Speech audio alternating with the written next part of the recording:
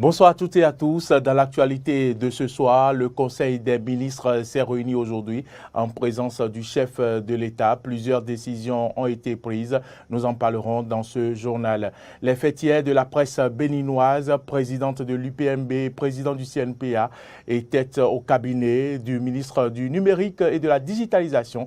Le point est à suivre dans cette édition. La prorogation du RAVIP est-elle effective? Nous avons effectué le constat de son déroulement à Kassato. Voilà pour le sommaire, le développement c'est maintenant.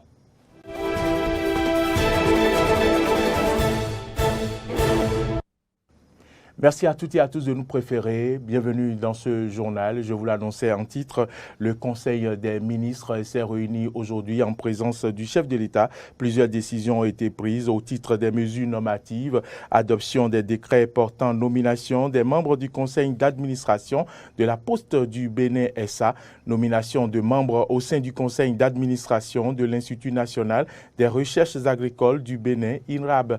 Au titre des communications, agrément au code des investissements de 4 sociétés pour leur projet mission de conduite d'opération dans le cadre du programme de construction et de réhabilitation de 30 lycées techniques agricoles et de 7 écoles de métiers. Le Conseil a autorisé l'organisation à Cotonou du 23 au 27 mai 2022 d'un cours régional sur la sécurité des matières radioactives en cours d'utilisation et d'entreposage.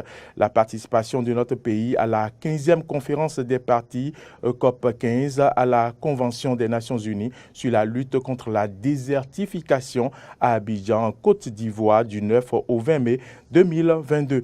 Nous y reviendrons dans nos prochaines éditions avec le secrétaire général adjoint du gouvernement et porte-parole.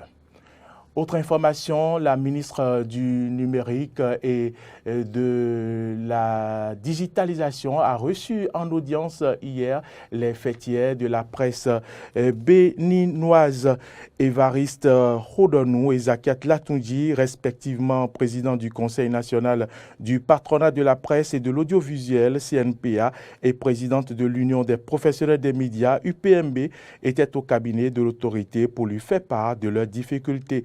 À travers cette visite, le CNPA et l'UPMB comptent bénéficier de l'accompagnement de la ministre pour mieux jouer le rôle qui leur est assigné. Zakiat Latundji, présidente de l'UPMB, nous fait ici le point des échanges. C'était important pour nous d'échanger avec Madame la ministre de l'économie numérique parce que actuellement, vous savez que nos associations professionnels de médias traversent des moments très difficiles et les associations professionnelles elles-mêmes ont pris leurs responsabilités en travaillant à la mise en place d'un certain nombre de réformes. Et face à ces réformes, face à la mise en œuvre de ces réformes-là, c'était important pour nous d'échanger avec notre ministre de tutelle, d'avoir son avis et surtout son accompagnement et son appui pour véritablement insuffler un nouveau dynamisme au secteur des médias au Bénin. Donc, les échanges ont tourné autour de la question de l'opérationnalisation du Fonds d'appui au développement des médias, le FADEM, du bon fonctionnement de nos associations professionnelles et surtout de ce qu'il faut faire pour permettre à nos associations aujourd'hui de bien jouer leur rôle auprès des employés des entreprises de presse, le personnel des entreprises de presse et en même temps du patronat, puisque les échanges se sont déroulés aussi bien avec l'UPMB que le CNPA. Ce qu'on retient spécifiquement, c'est que nous avons donné le signal d'une volonté de redynamiser les choses au niveau des associations professionnelles, ce que Madame la ministre a salué et elle nous a fait part également de toute sa disponibilité à nous accompagner dans le sens de réformes constructives qui apporteront vraiment un meilleur avenir pour le secteur des médias au Bénin.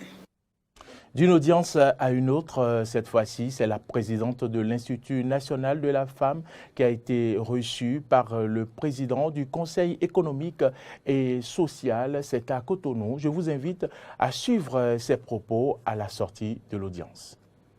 C'est vrai, je suis venu échanger avec le président du Conseil économique et social, qui est un aîné Voilà, et je suis très satisfaite de nos échanges parce que l'Institut national de la femme a pour mission d'œuvrer à l'amélioration du statut juridique de la femme en République du Bénin. C'est l'un des pans de ses attributions. Il faut arriver quand même à proposer de lois, de réformes, etc. au gouvernement. Et à ce niveau, le Conseil économique et social intervient parce que le Conseil économique et social donne son avis sur les lois, les décrets et autres dans notre pays. Donc l'Institut national de la femme doit travailler en bonne intelligence avec le Conseil économique et social. C'est la raison de ma présence ici. Donc je suis venue faire cet échange avec le président du Conseil économique et social qui m'a donné énormément de conseils aussi que nous allons mettre en application à l'Institut national de la femme. À l'audience tout à l'heure, le président avait aligné au moins 5 femmes. Il fait la promotion de la femme, c'est ce que j'ai constaté au niveau de son administration ici. Il y a déjà un point focal genre que l'Institut viendra installer bientôt. Voilà, donc le président du Conseil économique et social est un homme qui faisait depuis des lustres la promotion de la femme et je l'ai constaté encore aujourd'hui. Le président Patrice Talon, vous le savez, a reçu hier à la présidence de la République les responsables syndicaux et du patronat. Les discussions ont porté sur la hausse des salaires et le SMIC. Suivez le compte-rendu de Jérôme Marie Adiomaï. Face à la cherté de la vie, le président de la République a annoncé depuis quelques semaines une rencontre avec les confédérations syndicales et les organisations patronales. Une rencontre qui s'est tenue effectivement ce mardi à la présidence de la République. Seul point à l'ordre du jour, la revalorisation des salaires et du salaire minimum interprofessionnel garanti SMIC. Qu'est-ce qui doit primer entre résorber le chômage, recruter beaucoup, satisfaire les besoins de l'administration et les besoins de nos populations à donner plus d'emplois à nos enfants? Est-ce que c'est la première priorité? Ou bien c'est la deuxième priorité et que la première est la revalorisation des salaires des actifs, ceux qui sont aujourd'hui agents publics? Interrogé sur la question, l'exécutif pense faire un retour aux partenaires avant l'arbitrage. Dès qu'on va augmenter là, est-ce qu'on va augmenter ces salaires dans les mêmes proportions pour tout le monde? Est-ce que celui qui gagne déjà 1 million doit être augmenté dans les mêmes proportions que celui qui gagne 70 000? Est-ce qu'il ne faut pas augmenter celui qui a 70 000 beaucoup plus? Parce que quand même on sait que souvent, ils vont sur le même marché. Au marché, ils vont acheter le maïs, le pain, au même prix. Donc, la revalorisation qu'on veut faire, est-ce qu'il ne faut pas même différencier cela sérieusement? Pour que si on doit augmenter les hauts salaires, par exemple de 5%, 10%, ou même de 0%, les très hauts salaires, très peu, que ça nous permette d'augmenter les bas salaires de beaucoup. Les discussions ont porté leurs fruits, tout ceci dans une ambiance conviviale entre les participants. De retour de leur concertation, les syndicats ont exprimé leur doléance. Les employeurs acceptent de faire une augmentation du SMIC à 30%, ce qui nous amènerait à 52 000 francs, mais avec une exigence que nous partageons avec eux sur le coût de l'assurance, parce que les 52 000 francs, c'est sans l'assurance qui doit s'ajouter, sur le coût de l'assurance, que le gouvernement accepte de faire une concession, donc de la réduire. À l'issue des échanges, il ressort 2 niveaux d'augmentation. Amélioration du point d'indice pour impacter les pensions des retraités que les salaires et une augmentation différenciée des salaires et des pensions par palier. 4 paliers ont été retenus de 52 000 à 100 000, de 101 000 à 200 000, de 201 000 à 500 000 et de 500 000 à plus. Rappelons que le gouvernement s'engage à prendre ces mesures dès novembre 2022 si la situation économique actuelle dans le monde ne s'aggrave. Prorogation de l'opération RAVIP, je vous en parlais en titre, un nouveau délai de 30 jours a été accordé aux retardataires sur toute l'étendue du territoire national. L'annonce a été faite au cours d'un point de presse ce samedi. Nos équipes étaient à l'arrondissement d'Akassato pour constater l'effectivité des faits. Voici le reportage de Nadia Apeadji.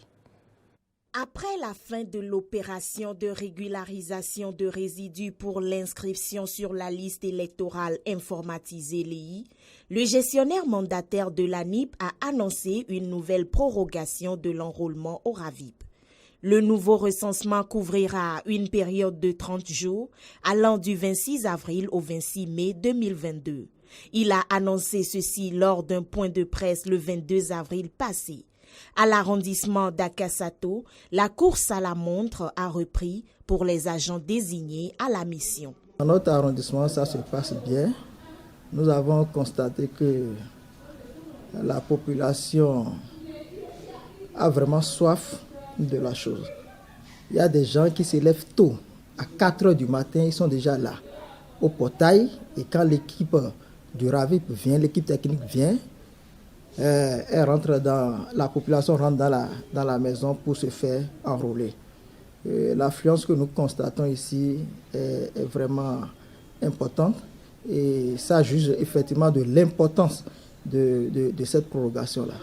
Notons cependant que cette nouvelle prorogation ne concerne plus les citoyens qui n'ont toujours pas pu s'enregistrer pour la confection de la liste LEI. En l'interrogeant sur la solution réservée à ces personnes, Bruno Sauvi répond. Ça, je ne saurais le dire parce que ceux qui ne se sont pas fait enrôler dans le temps pour ce qui concerne la LEI, ne verront pas leur nom sur la liste électorale informatisée et partant ne pourront pas voter. Rappelons que le mandataire gestionnaire a également tenu une séance technique de concertation avec les responsables de la Sénat.